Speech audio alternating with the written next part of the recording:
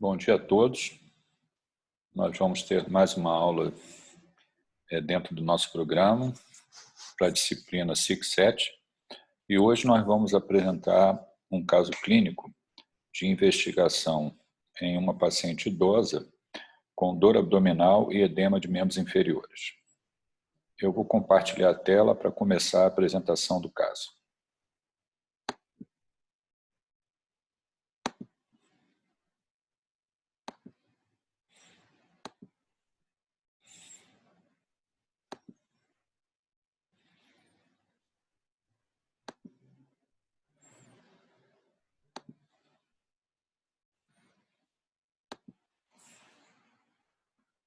Bom, temos aqui. É uma paciente idosa de 86 anos, feminina, natural do Espírito Santo, professora aposentada.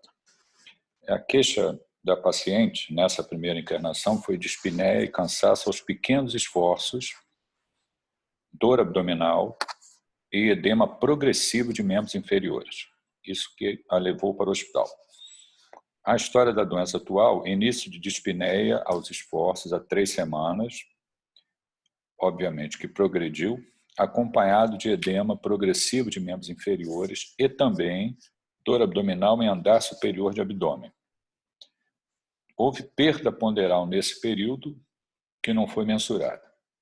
Na história patológica pregressa, ela é uma paciente hipertensa, controlada com medicações antihipertensivas, faz tratamento de hipotiroidismo com reposição hormonal, tem uma válvula implantada, uma derivação ventrículo-peritoneal para tratamento de hidrocefalia há vários anos, esterectomia e tiroidectomia, como passado cirúrgico, nega sangramentos, e tem alergia a uma medicação analgésica chamada Ponstan. Não refere alteração do volume urinário e descreve evacuação 1 a 2 vezes ao dia. O exame físico da paciente nos revela o seguinte: a paciente lúcida, com sinais vitais normais, as mucosas hipocoradas, anictéricas, ritmo cardíaco regular, pulmões claros, abdômen distendido, sem massas palpáveis e um edema de membros inferiores significativo, 3 cruzes em 4 cruzes. Diante disso, que é da história e exame físico, teríamos já algumas possibilidades diagnósticas. A paciente se queixa de dor abdominal, uma perda ponderal não mensurada e um edema de membros inferiores significativo e dispneia que progrediu e agora está apresentando dispneia aos pequenos esforços. No exame físico, nós encontramos o edema, encontramos anemia, não encontramos massa palpável no abdômen. É uma paciente que tem hipotiroidismo, faz uso de reposição hormonal e algumas questões podem ser colocadas agora. Quer dizer, será que eu estou diante de uma paciente que tem doença cardíaca, está evoluindo com insuficiência cardíaca congestiva, É uma paciente que tem hipotiroidismo e está agravando seu hipotiroidismo. É uma paciente diante da faixa etária que possa ter doença neoplásica. Nós estamos encontrando anemia. Será que houve perda, sangramento oculto, talvez pelo trato gastrointestinal? Para que a gente possa progredir no raciocínio, essa paciente fez exames complementares e os exames complementares mostraram o seguinte: uma hemoglobina de 10, portanto anemia, leucócito e plaqueta normais, a ureia e a creatinina levemente tocadas. A doença renal poderia ser colocada como possibilidade diagnóstica, mas lembrem-se que na história ela não teve modificação do volume urinário e agora nós já temos a informação das escórias, da ureia e creatinina, eletrólitos normais, raio-x de tórax normal, ou seja, os pulmões estavam normais e não havia cardiomegalia.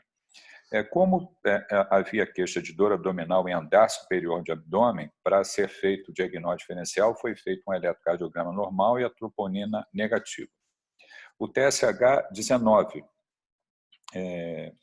esse TSH nesse nível sugere um hipotireoidismo que não estava devidamente controlado, né, com a reposição hormonal. Porém, as queixas da paciente, a dor abdominal, a dispneia progressiva, né, não se justificam, e a doente estava acordada, conversando, quer dizer, não tinha mais sinais de agravamento do quadro do hipotireoidismo. Então, essa possibilidade, embora exista, não justifica toda a clínica do paciente.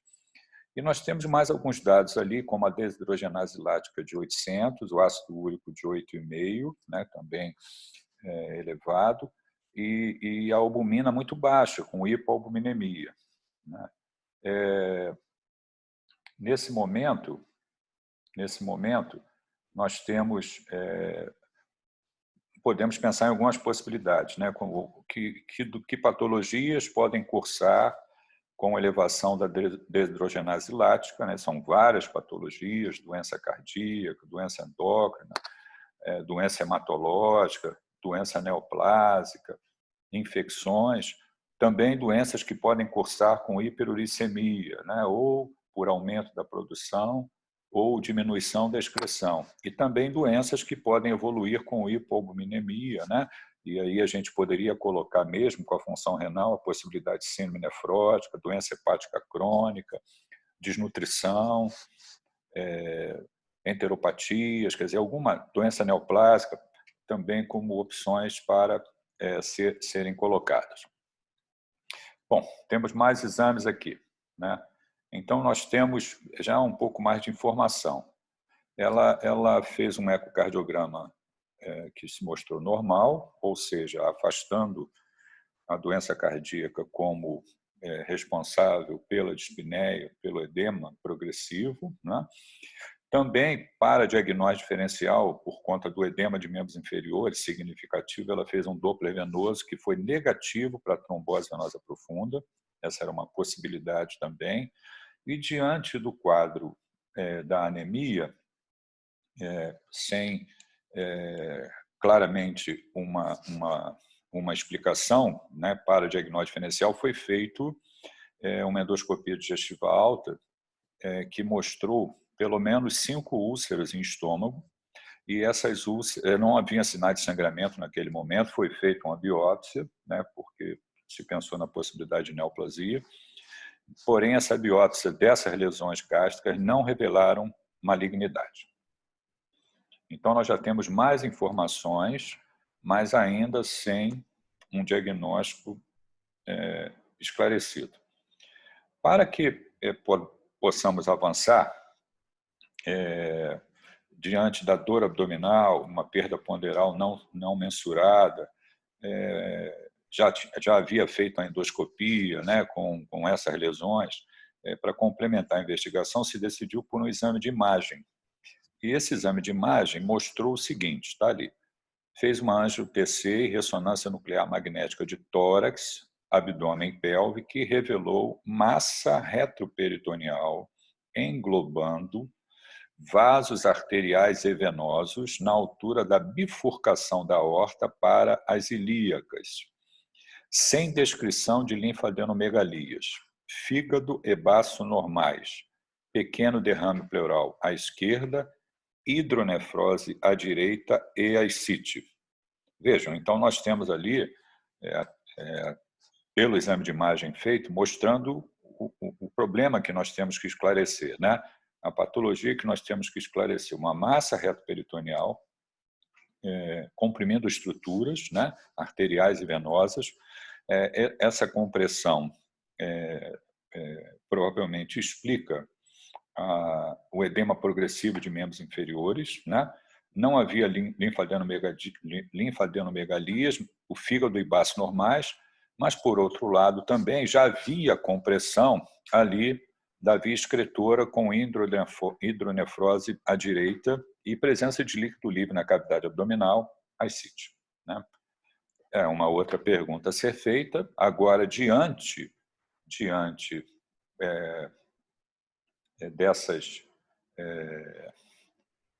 desse exame de imagem, mostrando essa massa retroperitoneal, o diagnóstico diferencial recai sobre algumas possibilidades que devem ser colocadas, né? O que numa paciente idosa poderia explicar uma massa retroperitoneal que está envolvendo o sistema venoso, arterial, comprimindo o ureter, sem linfadenomegalia. Algumas questões podem ser colocadas, né? As principais a serem discutidas são 3: fibrose retroperitoneal, linfoma e sarcoma, né? Que são questões que precisam ser esclarecidas, né? Inclusive para decidir como tratar essa paciente. Diante dessa massa e das questões colocadas em relação a sarcoma, linfoma ou fibrose retroperitoneal, foi aventada a possibilidade de fazer uma biópsia guiada por imagem. E o colega que iria fazer a biópsia achou que, diante do alto risco de lesão vascular, porque a massa estava englobando vasos arteriais e venosos, não seria apropriado naquele momento pelo risco alto de lesão vascular. E ela obteve alta para acompanhamento ambulatorial após 2 dias de internação. Uma outra questão que foi colocada também é como é que nós poderíamos explicar uma evolução dessa com uma doença, não o sarcoma e o linfoma, mas a fibrose retroperitoneal, né? Como esse diagnóstico é feito, né? E se essa patologia é uma possibilidade nessa faixa etária, e se essa patologia pode acabar envolvendo outros órgãos, né? As causas principais de fibrose retroperitoneal secundária estão relacionadas ao uso de drogas, né, como, por exemplo, metilsergide, bromocriptina, ergotamina, metildopa, doenças malignas, como, por exemplo, linfoma, né, linfoma não Hodgkin, sarcomas, infecções, radioterapia e cirurgia. Também, uma outra patologia que pode também estar a fibrose retroperitoneal presente envolvendo outros órgãos é uma patologia relacionada que foi descrita já há alguns anos, né? Há pelo menos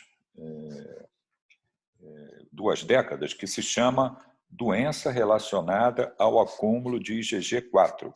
Então, essa doença relacionada ao acúmulo de IgG4, colocada como opção diagnóstica, poderia explicar essa massa retroperitoneal e o envolvimento de outros órgãos, inclusive em relação às úlceras gástricas presentes, né? O que ocorre nessa patologia, né, doença relacionada ao acúmulo de IgG4, é que você desencadeia a autoimunidade, né, e por conta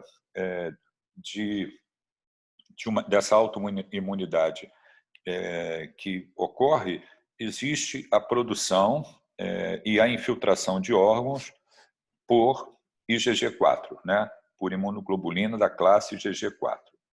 O diagnóstico dessa condição, né, dessa patologia, doença relacionada ao acúmulo de IgG4, ela está descrita podendo envolver muitos órgãos e existem critérios diagnósticos, né, que precisam ser observados para que o diagnóstico possa ser feito.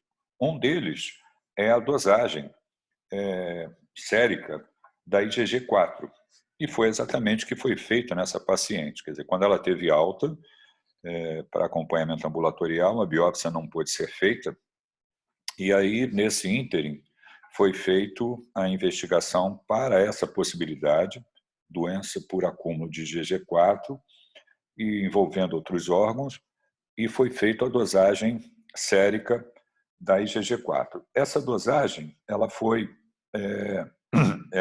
antes de falar o resultado, também só para ilustrar, essa patologia, né, essa doença por acúmulo de IgG4, ela é tratada com corticoterapia. provavelmente seria a melhor opção diagnóstica para essa paciente. Acontece que a dosagem de IgG4 foi normal, né? Assim como a dosagem sérica de imunoglobulinas, ou seja, afastando essa possibilidade de doença por acúmulo de IgG4 envolvendo vários órgãos e justificando aquela massa retroperitoneal. Com essa questão afastada, com esse diagnóstico afastado, o problema continua, né? E também a pergunta a ser feita é que se existe algum dado que surgir urgência, né? Nesse caso, nessa paciente. Quer dizer, eu tenho lá uma patologia que está comprimindo o ureter, está comprimindo vasos arteriais e venosos, isso ocorrendo de forma progressiva, né? E também uma massa que ainda não foi esclarecida a sua etiologia, e se é possível tratar sem o diagnóstico histológico, né?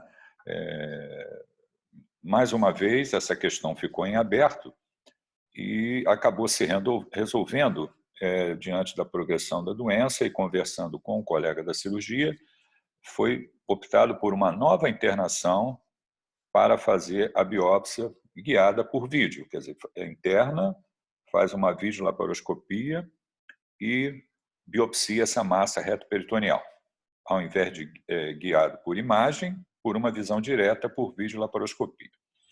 A paciente foi internada para esse procedimento.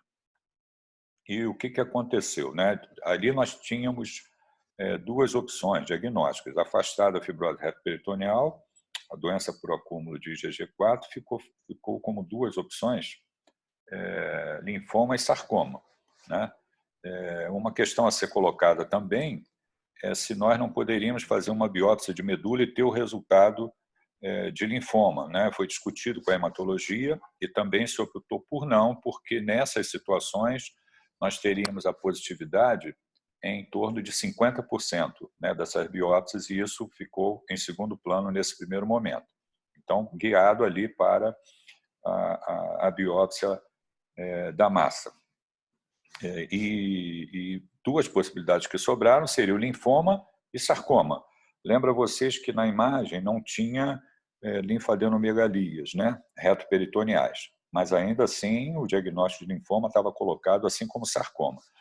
E também são tratamentos distintos, né, porque o sarcoma, a opção a ser feita nesses casos é a ressecção do tumor, né? E o linfoma, ao contrário, a partir do momento que temos diagnóstico de linfoma, o tratamento é a hematologia, utilizar quimioterapia para tratar o linfoma. Bom, ela foi internada e nessa internação também foi colocado a possibilidade de, como tinha obstrução ureteral, a colocação de um duplo J, né, para a paciente não evoluir com progressão dessa obstrução e também se evitar infecção urinária, né, que certamente descompensaria o quadro, né, e também ela seria novamente avaliada pela vascular diante do edema significativo de membros inferiores, da obstrução do sistema venoso e também úlceras presentes em estômago, né, a possibilidade de deixá-la protegida com heparina de baixo peso molecular foi colocada e, havendo a contraindicação, se optaria por uma colocação de filtro em cava inferior, né? Essa questão também acabou sendo resolvida por repetindo o Doppler, não havia trombose, repetindo a endoscopia, as úlceras haviam regredido, sem sinais de sangramento em atividade, e acabou sendo feita a opção pela prevenção com a heparina de baixo peso molecular. Então, dois procedimentos foram resolvidos. A decisão do uso da heparina de baixo peso molecular, né, no segmento, e também a colocação de um duplo J ali em ureter para tratar a obstrução que estava presente. Nessa internação, foi feita uma revisão das imagens, ela foi internada em outro hospital, né, para fazer o procedimento, E nessa revisão das imagens, a colega da imagem acabou identificando que havia envolvimento também do rim, pela patologia. Haviam nódulos renais, né, no rim esquerdo. Diante disso, foi conversado com a cirurgia, conversado com o colega de imagem, e acabou sendo decidido por uma biópsia guiada por tomografia desse nódulo no rim esquerdo, né? Então, acabou sendo feito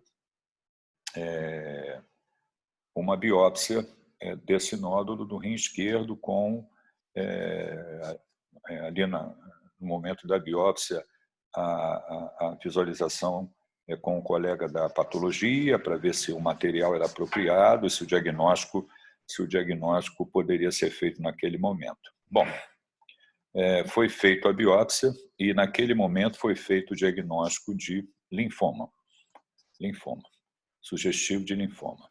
A massa propriamente dita não precisou ser biopsiada, porque o diagnóstico já havia sido feito, né? E esse material foi enviado, né, o diagnóstico logo a seguir de linfoma de alto grau, né, em pacientes idosos, linfoma difuso de alto grau, e ficou se aguardando a imunohistoquímica. Essa imunohistoquímica, depois de... Aí foi, com o diagnóstico feito, passou a ser vista pela hematologia, que o diagnóstico de linfoma já havia sido feito, obviamente, estava se aguardando a imunohistoquímica, porém decisões já podiam ser tomadas relativas a isso, né?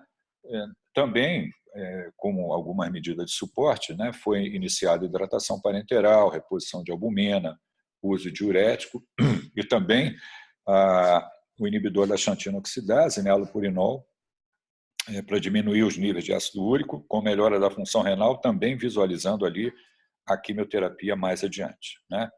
Quando chegou o resultado da imunohistoquímica, mostrou que havia lá linfoma difuso de grandes células beta, né, de células B, desculpem, e um perfil imunohistoquímico que corroborava o diagnóstico acima. E aqui embaixo, como vocês podem ver, havia a presença de CD20 positivo.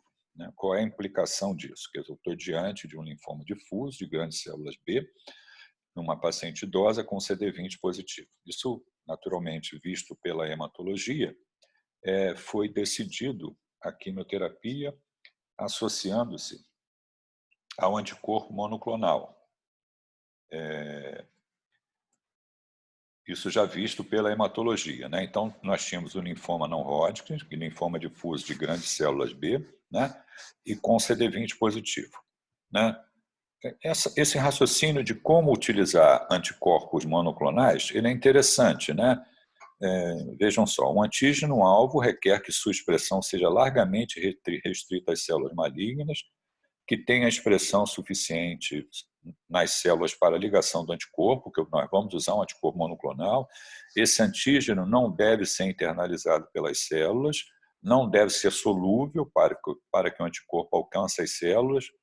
E, por exemplo, o CD20 tem papel na ativação, proliferação e diferenciação. É primeiro expresso nas células pré-beta e é ausente nas células plasmáticas diferenciadas. Essa característica descrita acima das células B permite a produção de anticorpo fisiológico que possa ser mantida e facilita a regeneração de células B normais depois da quimioterapia anti-B, mitigando os efeitos da imunossupressão. E esses anticorpos, né, monoclonais eliminam as células tumorais através de citotoxicidade mediada por complemento, citotoxicidade mediada pelo anticorpo, né, mediada pelos receptores também para essas imunoglobulinas, indução de apoptose, anticorpos podem apresentar as células T, os antígenos tumorais liberados após a morte das células, o chamado efeito vacinal. Os anticorpos podem inibir citocinas e outros fatores que são necessários para a vida das células tumorais. E esse anticorpo monoclonal, que é o rituximab, pode ser correlacionado à presença de um polimorfismo, né? Que é associado com a melhor ligação do anticorpo e consequente toxicidade. Bom, Então, ela foi encaminhada para ser tratada pela hematologia, e aqui a não resposta ao anticorpo pode estar relacionada à presença de proteínas de resistência ao complemento. O estímulo pró-apoptótico do anticorpo possivelmente explica o benefício do seu uso combinado com a quimioterapia. Então, ela foi encaminhada para a hematologia, para tratamento, fez um implante de um portoquete, né? Aqui tem o laudo da biópsia, para que a quimioterapia pudesse ser feita, né? E ali a descrição, né? Idosa com linfoma de alto grau, já com complicações como obstrução leiteral, compressão de vasos ilíacos, risco de liso tumoral, hipominemia severa, escória nitrogenadas tocadas, que será tratada com quimioterapia pela hematologia, sendo planejado o primeiro ciclo com a paciente internada. Risco considerável pelo fator idade, de cardiotoxicidade e infecções pela quimio.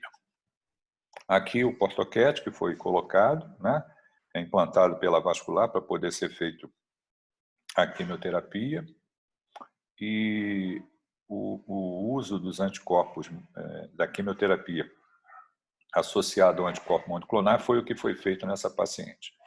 Só para ilustrar,